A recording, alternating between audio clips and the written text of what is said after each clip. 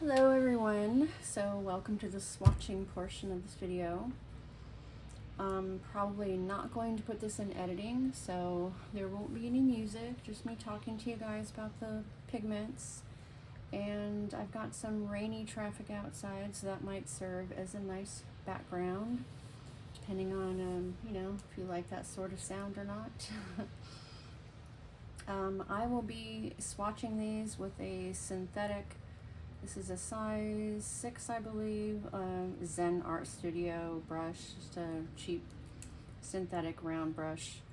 And this paper is not, it's 100% cotton, but I have never worked on it before in watercolor, just gouache. So I thought I would sacrifice the last 2 pages of this block to do these swatches so you can get a good idea of what it would be like on a decent watercolor paper. A lot of times we swatch on student grade paper because it's, you're not sacrificing the paper, but I don't mind. This paper is 10 by 15, so it's kind of a pain to try to frame. I have to trim it all the time, so I thought, well, might as well just use it up. So this is my M-gram watercolor set. There are 25 colors in this set. I do have a secondary M-gram watercolor palette right here that I use for my desk because this is mostly for sketchbook work. So there are some repeat colors in here for that, but the 2 that I will be swatching out of this set are the ALIZARIN Crimson and the Prussian Blue. These are not light fast, so I do have them in my desk palette for sketchbook work. And I will find a good spot as we go to put those in between the colors that are already in here. So we will get started. The first one is HANSA Yellow Deep. And let's see if I can not be so awkward doing this, because I do have to pick up the palette and to make sure I'm getting the right color rather than reach over and, trust that I can do that, and I really don't trust myself to do that. So this being yellow is going to be extremely hard for me to see, but once it's on the camera, I'm sure you guys will be able to see it just fine. And I'm going to be doing round swatches, and it's fairly bright color. I mean, if I can see it, then that is PY97, and I will be calling out the pigment codes as if we were playing bingo, because I'm not going to be writing them down during the video. And if I did it before the video, I know I would probably put the wrong color on the wrong label, and I think I will just call them out and maybe list them in the description. So if you wanted to screenshot that, a lot of times when I was watching swatching videos, I would just kind of write down the ones that I was interested in, and or zoom in really hard if they were actually writing down the pigments. But yeah, so this next one is Azo Orange, and it is PO62. So it is really nice. To me, it's a nice replacement for gamboge because it leans a little bit more orange. It's a pure orange pigment, and even though it's slightly opaque, it's a really brilliant orange. I like it a lot. And maybe it will work out that I leave my palette over there and I can kind of reach over. I don't know, we'll see. We'll see if I can do it. Sometimes I just don't have confidence in myself, and then I'm not sure I'll be able to do something, and then I'm doing it just fine. So, all right, the next one we have is PYRROL Red. This is PR 254.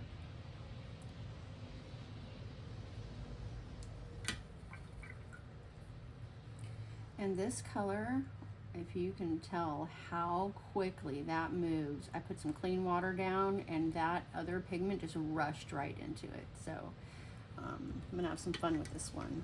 I'm just gonna drop in some clean water, and you guys can see that again. It's just nuts. PYRROL red is like one of those pigments that's just, it's got a life of its own. I mean, one of the reasons we love watercolor, right, is because it moves in such an interesting way depending on the pigment. But I really do love this tone, this shade of red, but I have to be really careful of it since I work with portraits a lot. And I love this color in like cheeks and lips, but without fail, it will just like spread all over the place if I'm not careful. So it's definitely one of those colors less is more. Use it very sparingly.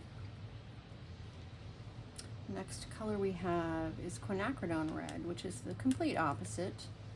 Since it is such a subtle tone, doesn't have a high pigment tinting strength. And this is PR209. If you have coral red, or quinacridone coral, I'm sorry, so this is quinacridone red, but if you have quinacridone coral in Daniel Smith, it is the same pigment.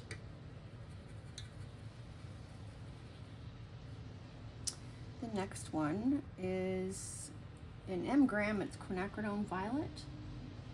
Wow, that is strong.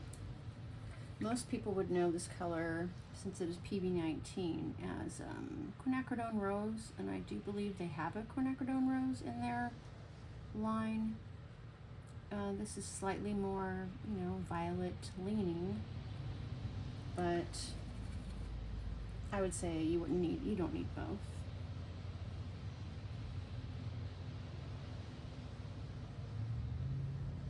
PB19. I did not say, but yeah, it's PB19. Next one we have is a really neat color. I do like this color a lot, even though the one next to it is almost identical. But Ultramarine pink. So this is PV15, a very granulating color.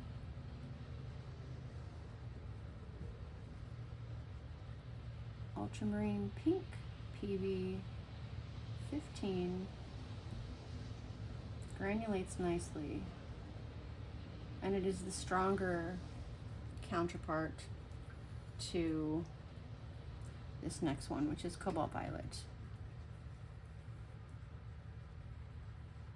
See, look how much more subtle that one is.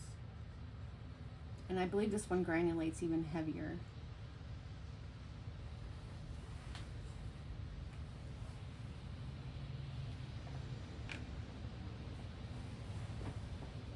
Now, to keep this in frame, I've had to zoom out just a little bit, but if you guys didn't know, I'm sure everybody knows this, I just, you know, do it all the time, but if you don't know, you can pinch open and zoom in to get a closer, you know, closer idea, I guess, of what these pigments are doing. So I am going to the next row, and I'm zigzagging these rows because that's kind of how I have them in color order. And I did that because the colors next to them would be colors that were good mixers.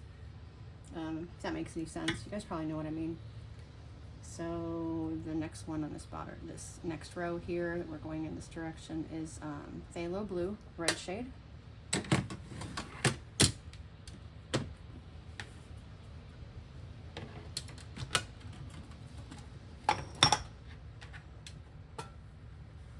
Sorry for the clatter. This is phthalo blue, very strong, high tinting strength pigment. PB15, no colon. It is a typical red leaning blue. The next one is ANTHRAQUINONE blue. This is PB60. This one dilutes to a nice muted blue. And in most other brands, it would be indigo. That is if they were using the actual indigo pigment, which is PB60. So it is a dye. Not exactly something I was super aware of when I first created this palette, since I was trying really hard to do all light fast colors. But that's why I ended up making my little desk palette there, because then I ended up adding this color to my desk palette and just kind of relegating it to my sketchbook. So that is ANTHRAQUINONE Blue PB60. So here's where I take the Prussian blue and put it next to, or this is where it would go if it was in this palette. It's extremely strong color, barely touched that, and it is very, very high saturation, high tinting strength. PB27, if you're not familiar with Prussian blue, it is not light fast in the traditional sense, but something interesting about it is that if it did fade, you would put it in a dark place for a while and it will reappear. So yeah, that's a pretty interesting thing about Prussian blue. So I'm gonna make sure we are going the right direction here and I'm not double dipping. This is Cerulean, and I believe this is PB36. It's one of the Cobalt in the Cobalt family. This is the more greener leaning. Cerulean's interesting because in different brands it will they'll use different pigments, different cobalt pigments, and call them Cerulean or Cobalt Deep or Cerulean Deep. It just depends on the brand a lot of times.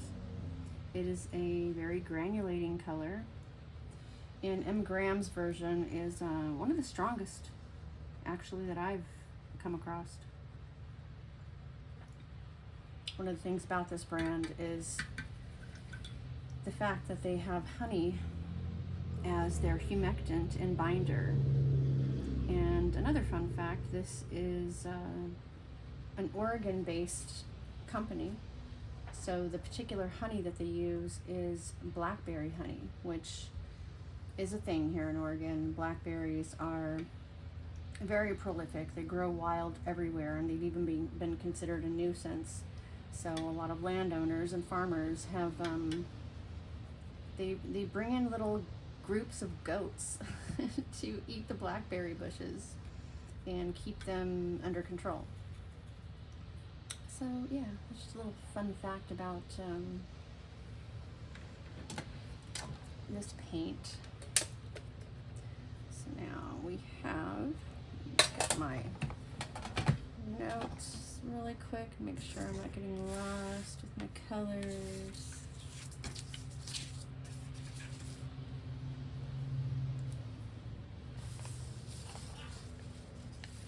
So we are on Cerulean Blue. We've got Turquoise next. And I really gotta make sure I am grabbing the right one here. Okay. Yes, we are right here. Turquoise. Turquoise is one of the few colors in here that has more than one pigment. It is PG7, which is a phthalo green, blue shade, and PB15, which is phthalo blue. And it didn't have a colon next to the pigment information for the PB15 when I looked up this color, but yeah, if you hear the laughing gamer in the next room, that's yeah, that's what you're hearing. So this turquoise, in other brands, might be PB16, and that would be a single pigment version of turquoise, which actually I find a lot more, that's more of my favorite color, turquoise. So, and if you've never tried Veridian, because you've heard that it's hard to re-wet and has a low tinting strength and it's really hard to work with, you would absolutely love the Veridian in this this brand. So I'm just going to make sure real quick that we are on Veridian and not phthalo green. Yeah, we're on Veridian. So Veridian is PG 18. And because it has a honey binder in this, because of this brand uses honey, it is really easy to re-wet. So, oh, again, sorry for the clatter. I just really want to make sure I get the right colors.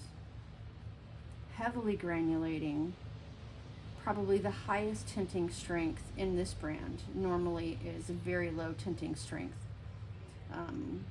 Mixes well, but it is a very cool leaning green for it being a very granulating earthy type pigment. And I say earthy meaning that I believe it is ground up from some type of mineral. Now we are going into the phthalo green yellow shade. This is PG 36. And I've seen some of the brands like Paul Rubens and Magello, Mission Gold will call this bamboo green.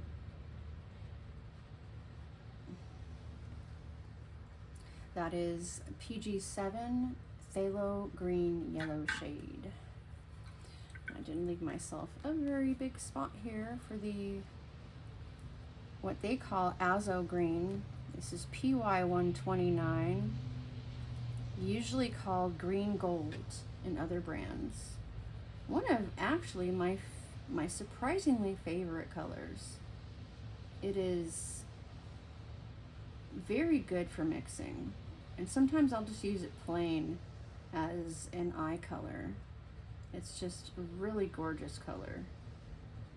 Although on its own, it's not exactly the color you would you know, want to wear or you know, paint your house with or anything, but it's just, I don't know, to me it's a very beautiful color. A lot of artists like green gold. So speaking of gold, the next color we have is nickel azo gold. Well, nickel azo yellow is part of this lineup, but it is nickel quinacridone gold. And they have the pigments listed as PO48 and, let me see, PY 150. So that's your nickel azo yellow right there is PY 150.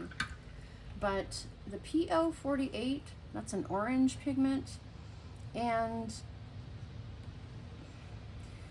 I think the original quinacridone gold was made with PO49, and that has been discontinued. So companies have scrambled to reformulate this color. A lot of artists who use the old version say that there's no comparison and that it doesn't do the same when it comes to mixing or certain effects, but I wasn't a user of the old formula, so I don't really, to me it's, you know, I don't have any reference, and you can't really get the old ones anymore unless you own, you know, an old tube. So, all right. The next color is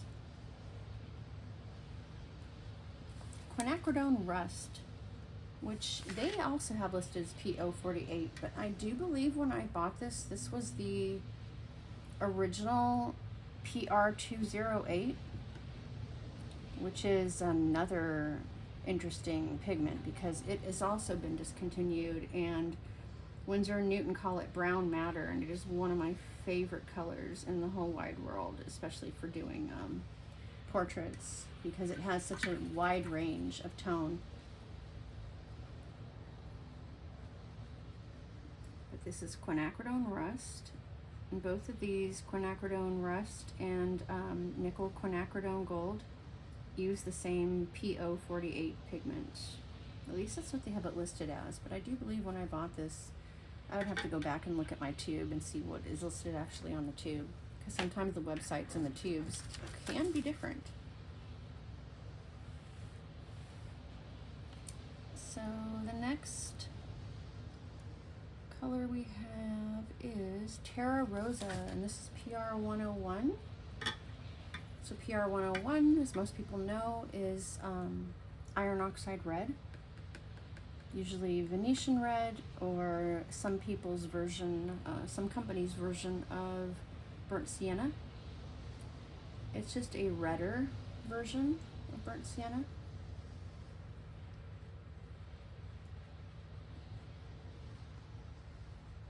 And M. Graham's version is just a little more rosier. It has a little bit more pinkish going on. It kind of reminds me of a combination of burnt sienna and potter's pink. And because it has that honey binder, it is really easy to re-wet, and typically these earthier pigments are notorious for not being very easy to re-wet.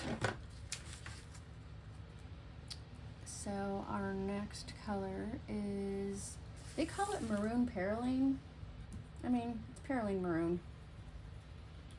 PR179, which is I guess what they have replaced the brown matter with in the PR208 for the Winsor & Newton brown matter. That's what they've finally reformulated it with, is this PR179, which, I don't know, to me it's like, it's not brown matter anymore then, it's PERYLENE Maroon, so I don't know why you'd call it something else.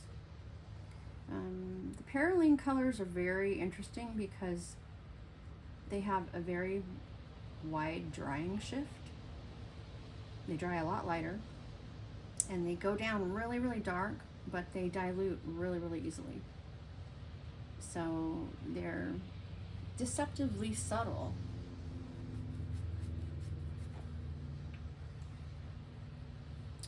Let's see, what do we have next? We are going to go into the ochres and a lot of the siennas next.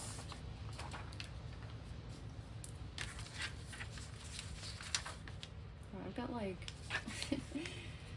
very large print notes off to the side because I'm trying to make sure I don't mess up here. I mean, doing swatch videos is like a lot different than doing just art videos.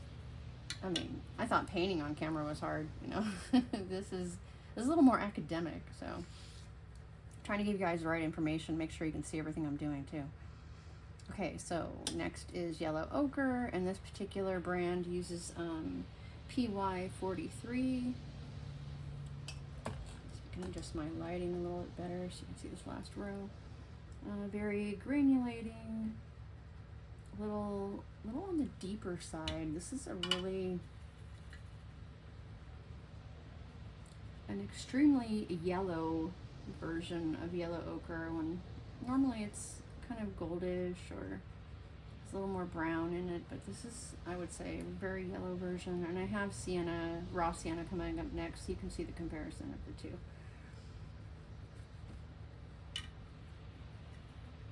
So here we go with raw sienna, and their version is very gold. It's very golden. I like it. I actually prefer raw sienna more lately to yellow ochre, and I tend to use yellow ochre more now as a mixing color to subdue my greens, whereas raw sienna I would use more in portraiture for skin tones, and the yellow ochre not as much anymore. Normally my go-to brown for raw sienna, PBR7. So it shares the same pigment code as like literally the next three pigments. We got really interesting versions of PBR7 all in a row, and so for those of you guys who don't know that PBR7, being the same pigment, can have this much of a range, you'll be seeing it right here. My go-to brown is burnt umber normally, but I didn't even get a burnt umber for this set because this burnt sienna is so brown and to me lacks a lot of the warmth that burnt sienna normally would have, and it is super strong, so I didn't even really feel the need to get a burnt umber for this set. So I opted for the sepia instead, which is actually a mix, but I'm getting ahead of myself. So this is PBR7, burnt sienna.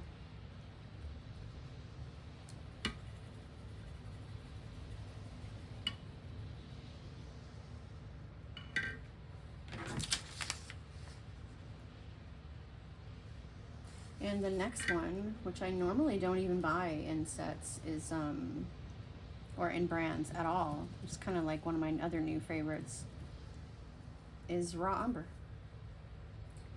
Raw umber is a cooler, kind of a lighter version of burnt umber, and I really like it also to mix greens or to cool off my browns, or and if I ever actually do a landscape, it would be great for tree bark and soil and things like that. I think I actually use raw umber, or have used it in eye color and sometimes in hair color, because it gives that kind of a natural tone to the brown without it being too red.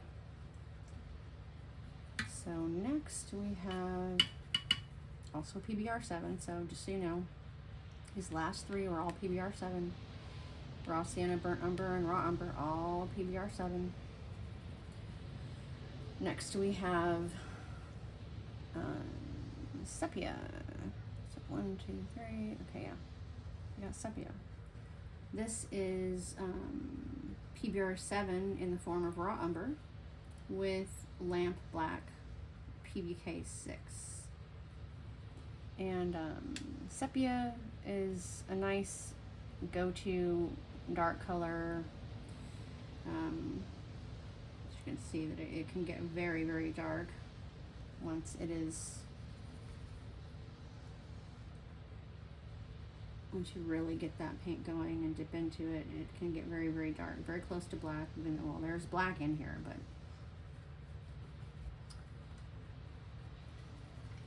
yeah, it makes a nice, like, I guess a replacement for black if you don't want to use black, because black can be a very overpowering color, so the sepia is toned down. Okay, here we go with lamp black. This is PBK7. Sorry, PBK6. PBK6.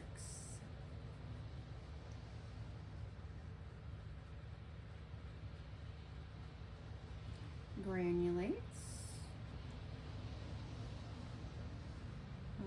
If you want to do the, you know, animal safe, vegan, animal cruelty concerns, then lamp black is that's the one you want to use. And last but not least, we have one of my favorite colors to use for shadows in watercolor and sometimes monochromatic. My little pan here is like almost empty. I have to refill it. This has been the third time I've refilled Payne's Gray. So this is PB29 Ultramarine Blue and PBK6 again.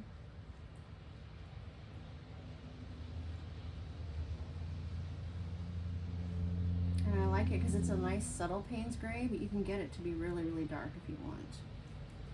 So it makes really nice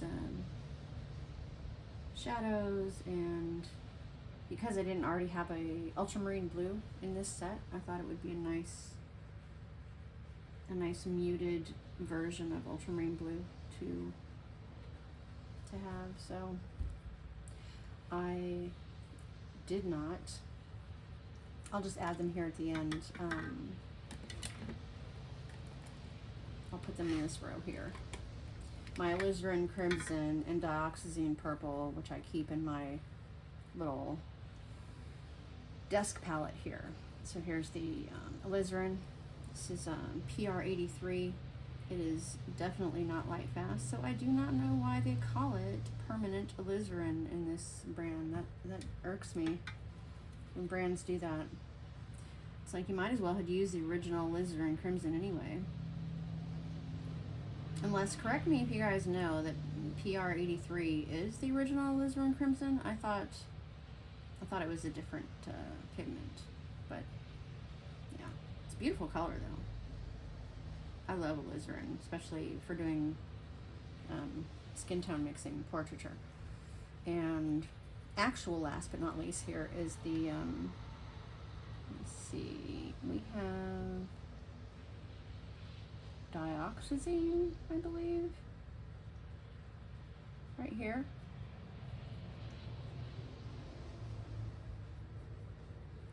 Which is PB23.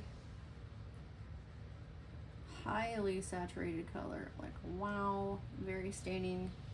Be careful with that color. If you ever use it, make sure it's like the last color you are going to be using, because it does not lift, and it's great for shadows and emphasizing, again, like if you wanted to replace your black and not use any black. But highly staining color. I mean, look how dark you can get that if you really wanted to. Again, that's PB23 dioxazine Purple. Look how beautifully muted that ALIZARIN can get. I'm going to add a little bit more to show you how they move. So, yeah, I mean, I don't know if you guys like Hahnemühle watercolor paper, but it doesn't really impress me for watercolor. It doesn't absorb very well. I guess that's good for if you're, you know, blending and doing light layers, but if you're working in heavy washes, you can see like it's just sitting there. It's not absorbing. It's leaving a very hard line. And in my opinion, it kind of, some papers do that. It kind of dulls the colors. I've got some paper that, you know, the colors remain saturated no matter how light your wash is. But yeah, I'm really glad I ended up using this mostly for gouache, because I think I would have been frustrated and disappointed with it for watercolor. But it makes, you know, it's fine swatch paper. It is 100% cotton. You know, not all cotton papers are created equal. So yeah, I hope you guys got something out of this video. If you want me to do more swatch videos, let me know. I'm considering doing a series on all of my watercolor palettes so that I can refamiliarize with them, and also show you guys if you're in the market for, or you just want to check out, not that I'm encouraging like, you know, spending money on art supplies, but if you're trying to consciously, you know, and making an effort toward only buying the colors you need, and you need information on them, you know, that's how I did it. I binged watched swatch videos to make sure that I knew what my colors, you know, were all about, and if I really needed them, and that's how I was able to curate these palettes to my liking, is by doing a lot of research, and this was part of it. So yeah, let me know if you guys liked this, and I'll see you in the next one.